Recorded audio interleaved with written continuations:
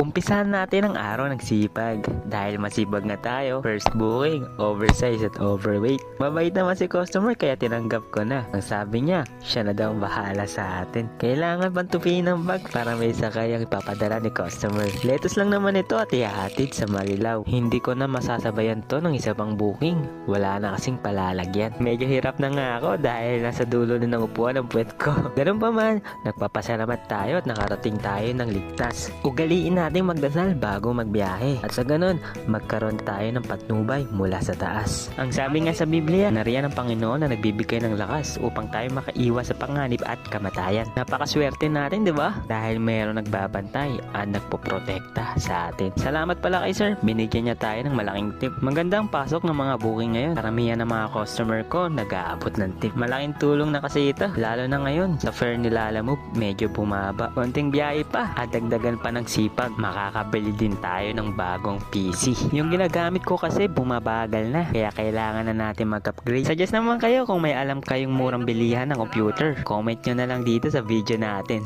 May na-deliveran pala ako na Beyblade. Naalala ko tuloy naglalaro kami nito sa palanggana o di kaya sa kawali kami naglalaban. Nakakatawa at may naglalaro pa pala nito. May tournament yata nito sa Pilipinas. Pabago-bagong panahon. Umaambon na kanina sa may Caloocan at pagdating naman dito sa Luzon ay sobrang tirik ng araw. Masasabi talaga natin na ang mga Pilipino ay madaling mag-adjust. Sinanay kasi tayo sa El Nino at El Niña. Kapag tag-init, nakukuha pa natin magkape. At kapag tag-ulan naman, asahan mo na, lubog ang mga kalsada dito sa Pinas. Kaya kahit saan tayo dalhin, doon sa umuulan ng snow o kaya sa disyerto, mabubuhay tayo. Hinatid ko na ang last deliver ko sa Kaipian.